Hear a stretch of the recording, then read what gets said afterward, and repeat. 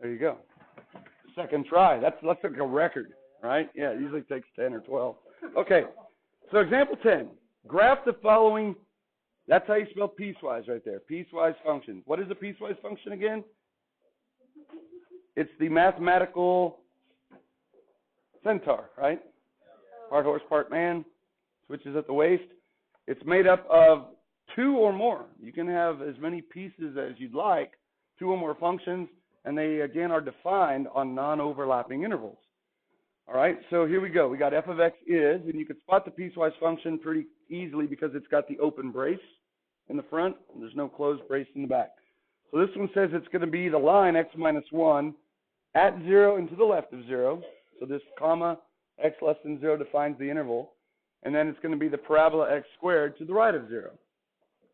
Now, here's one way to sketch a piecewise function, and this is not the way we're going to do it, but this will kind of help you out when we sketch it. If we were to sketch these two functions just individually, right? X minus 1, you know from algebra 1 that you would come down here to negative 1. You would put the y-intercept, and then the slope is positive 1. So you go up 1 over 1 to get your second point, and then you would connect the dots, right? Snap line. There we go. So that would be the line x minus 1. And then x squared is your old, I'm smiling because I'm happy to be in a math class parabola. It looks something like that. Now, if you just graph both of those on the same coordinate grid, two of them combined, does that make a function? No, why not? Vertical line test, right? It fails the vertical line test everywhere. We're touching both purple and blue. That's not good. So if you then want to go to your white tool, right, that's kind of cool. Go to your white tool. We only want to graph the line at 0 and to the left of 0. So let's go ahead and just get rid of the line everywhere to the right of 0. Okay, there we go.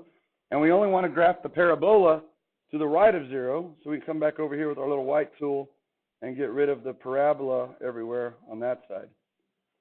Is that now a function? You know, good. You know it's not. Why?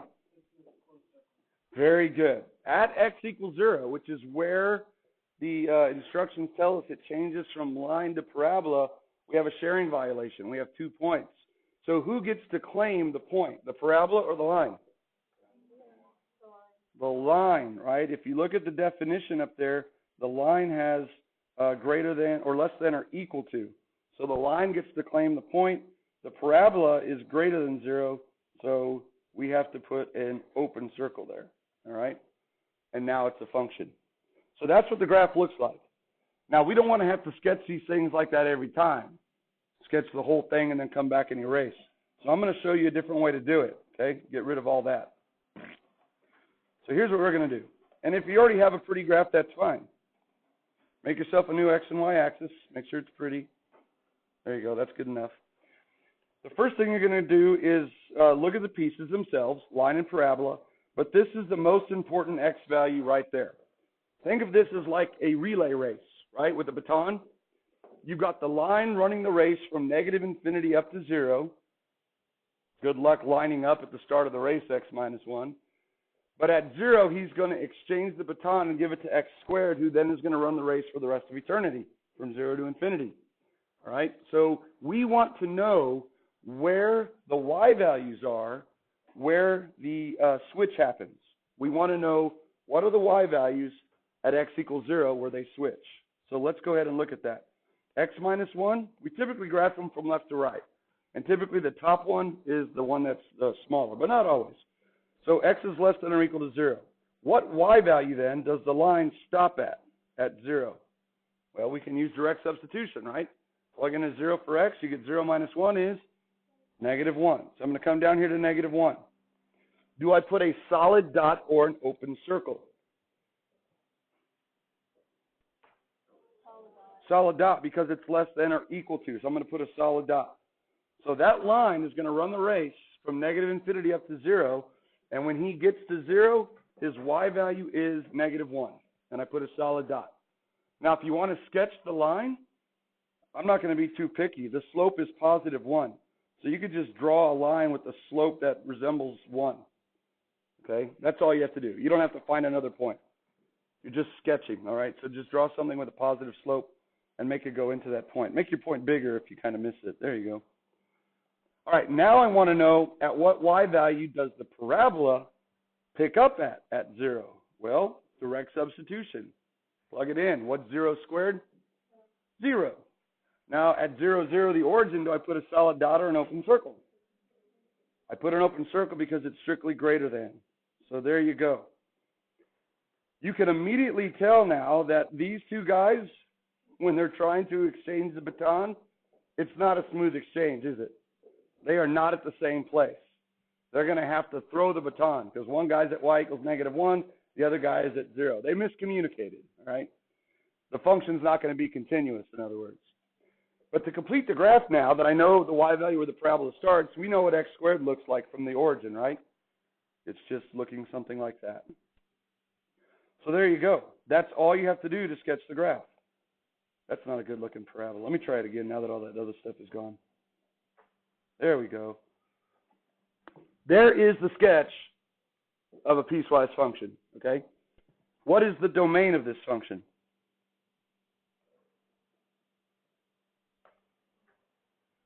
It's not as easy to analyze, right? We don't have just a single equation. We're still looking for division by 0. We're still looking for square roots of negatives, but the pieces themselves don't have any of that built in. So the place that we're really interested now for piecewise functions, other than the usual stuff on the pieces themselves, are the x values where they exchange, okay, from one function to the other. That's always going to be a potential discontinuity. And do we have one here? Yes. What type? We have a jump discontinuity, okay? So we can, before we answer the domain, we could say that f has a jump at x equals 0. Okay, so now back to the domain. What is the domain? For what values of x do we have outputs?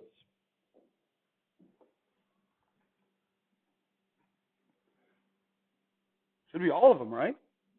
Yeah, all of them. If you look at the red line, we have everything from 0, 0 is included to the left, and then everything to the right is 0. You can also look at the definitions up here. We're defining it everywhere. At 0, to the left of 0, and then the bottom pieces to the right of 0. And the two pieces themselves are polynomials, so they're continuous everywhere. So the domain is all real numbers, okay? So remember that jump discontinuities typically can arise from piecewise functions. We can get jump discontinuities from piecewise functions. And that's why yesterday when we looked at the jump man, after we decomposed it into a piecewise function, we actually saw the jump. Okay, not every piecewise function is going to have a jump. Now also notice this, that at the discontinuity, is the function defined at the discontinuity? Is our function defined at the discontinuity? Yes, it is, right? The function is defined. It's -1. The ordered pair is 0, -1. So this is also the first time that we've seen a function defined at its discontinuity. And again, it's because this is a piecewise function. They're kind of like designed to be whatever you want them to be. All right, so let's look at part B. It's another piecewise function. What do you notice about this one? Similar, different? It's almost the same. There's one subtle difference. What is it? There is no equal sign, okay? So with notability, we could cheat, right? Let's cheat. Well, it's not cheating. Okay, I don't want to use that word, right? But let's be wise. How about that? Ooh, there we go. We could copy and paste from our own work, right? Not from another's. We can copy and paste from our own work. And now the only thing that we have to change is at 0, -1, I have to make that a what? An open circle. So here's the cool way to do it. Just get your white tool and just kind of like start shading from the inside and hollow it out. There you go. Oops. There we go. Okay, so there it is. Let's answer the question now. What is the domain of this function? Is it still all real numbers? Now we have to skip over 0. It's a set of all x such that x is not 0. And that's not because the two pieces have discontinuities. It's because the way the piecewise function is defined, we have explicitly not defined it at 0. We've only defined it left of 0 and right of 0. Does that change the discontinuities? No. F still has a jump. Still has a jump at x equals 0. Now notice the function is no longer defined at the discontinuity, but that doesn't affect the discontinuity. There's still a jump there. The jump doesn't care if the function is defined or not, if it plugs a hole or if it puts it somewhere else. All right? All right, jump down to part C. What do you notice about this fella? There's 3 pieces, right? Does that look intimidating? No, it shouldn't, right? Just think of it not like as a 3-headed monster, but maybe like a 3-headed baby, right? So cute, right? Yeah. Kind of creepy, but still cute, right? So it's 3 pieces. We're defining it still to the left of 0 as x minus 1.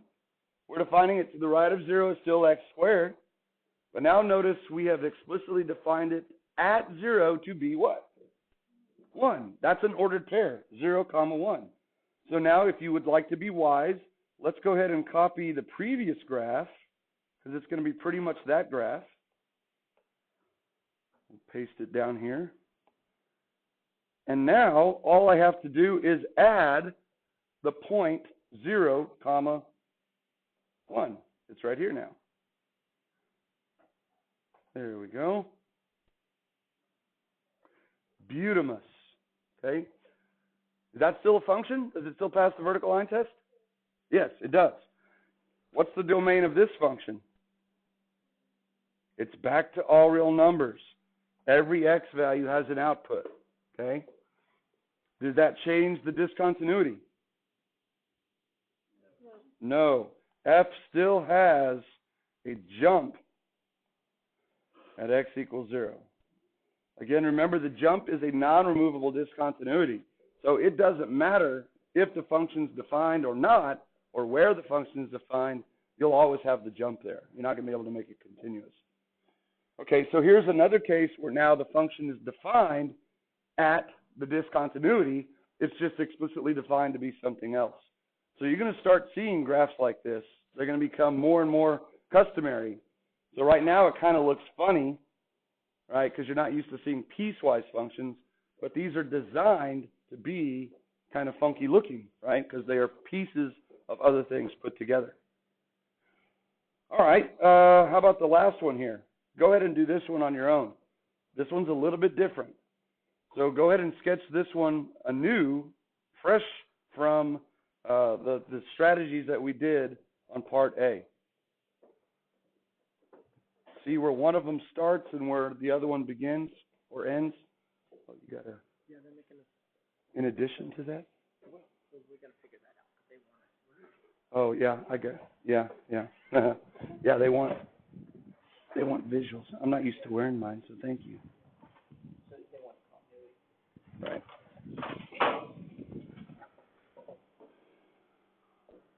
Yeah, I was wearing my name tag, and then they said, no, it has to have a picture of you on it, right? Yeah, I like it up there. On my bow tie. No, the track coach really didn't like that last. The track coach? Yeah. Oh, right. No, off the team. Yeah. I think I'm going to use Piecewise. Not Pennywise. Right. That would be more scary. Right, it's not as scary as Pennywise. That's a good one. I'm not going to steal that joke.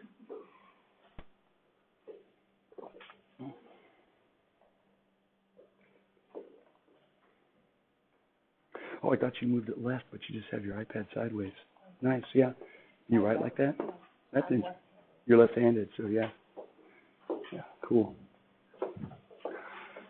What's the only difference on this one from the others that we've seen?